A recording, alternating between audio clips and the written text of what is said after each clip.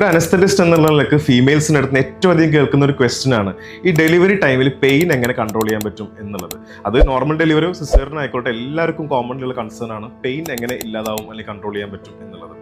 ശരിക്കും നമ്മൾ ഇതിനു വേണ്ടി കോമൺലി യൂസ് ചെയ്യുന്നത് ഒരു 3 ടൈപ്പ് ഓഫ് അനസ്തേഷ്യയാണ്. അതിൽ ഫസ്റ്റ് വൺ നിങ്ങൾ ഏറ്റവും കോമൺലി കേട്ടിട്ടുണ്ടാവും, ഈ പെയിൻലെസ് ഡെലിവറി, വേദനരഹിത പ്രസവം, ലേബർ അനാൽജീസിയ. ഇതിലൊക്കെ യൂസ് ചെയ്യുന്നത് എപ്പിഡ്യൂറൽ അനസ്തേഷ്യയാണ്. ഇതിന്റെ ഏറ്റവും വലിയ അഡ്വാൻറ്റേജ് എന്ന് പറഞ്ഞാൽ പേഷ്യന്റ് കംപ്ലീറ്റ്ലി എവേക്ക് ആയിരിക്കും. മാത്രമല്ല കുട്ടിയെ ഡെലിവറി ചെയ്യുന്നതിന് മുന്നേ വരെ പേഷ്യൻസിന് ഇവൻ നടക്കാനും മൂവ് ചെയ്യാനും ഒക്കെ പറ്റും. എന്നാൽ ഡെലിവറി ടൈമിൽ അവർക്ക് പെയിനും ഉണ്ടാവില്ല മദേഴ്സിന്. രണ്ടാമത് സ്പൈനൽ അനസ്തേഷ്യ. ഇത് ഒരുപക്ഷെ എല്ലാവരും കേട്ടിട്ടുണ്ടാവും. ഇത് ഏറ്റവും കോമൺലി ഉപയോഗിക്കാറ് സിസേറിയന് വേണ്ടിയിട്ടാണ്.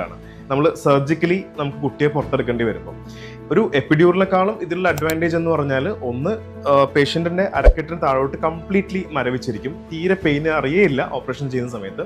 മാത്രമല്ല മദർ ഈ സിസേറിയൻ ചെയ്യുന്ന സമയത്ത് ഓപ്പറേഷൻ തിയേറ്ററിൻ്റെ ഉള്ളിൽ കംപ്ലീറ്റ്ലി എവേക്ക് ആയിരിക്കും, എവെയർ ആയിരിക്കും, എന്നാൽ പെയിൻ ഉണ്ടാവില്ല. അതായത് കുട്ടി ജനിക്കുമ്പോൾ തന്നെ നമുക്ക് കുട്ടിയുടെ കരച്ചിൽ കേൾക്കാനും അപ്പം തന്നെ വേണമെങ്കിൽ കുട്ടിനെ കാണാനും തൊടാനും ഒക്കെ സാധിക്കും.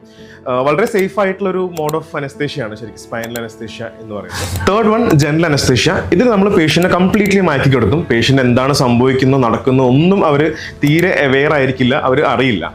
മദറിൻ്റെയോ അല്ലെങ്കിൽ കുട്ടിയുടെയോ എന്തെങ്കിലും ഒരു ലൈഫ് ത്രെറ്റനിങ് ഇഷ്യൂ വന്ന് ഒരു എമർജൻസി ആയിട്ട് സിസേറിയൻ ചെയ്യേണ്ടി വരുന്ന സിറ്റുവേഷൻസ് ഉണ്ടാവാറില്ലേ? പലപ്പോഴും ഈ ലേബർ റൂമിൽ നിന്ന് ഡോക്ടേഴ്സ് വന്ന് പറയാറില്ലേ പെട്ടെന്ന് സിസേറിയൻ ചെയ്യേണ്ടി വരുന്നത്. അങ്ങനത്തെ സിറ്റുവേഷൻസിലാണ് നമ്മൾ ഈ ജനറൽ അനസ്തേഷ്യ പ്രിഫർ ചെയ്യാറ്.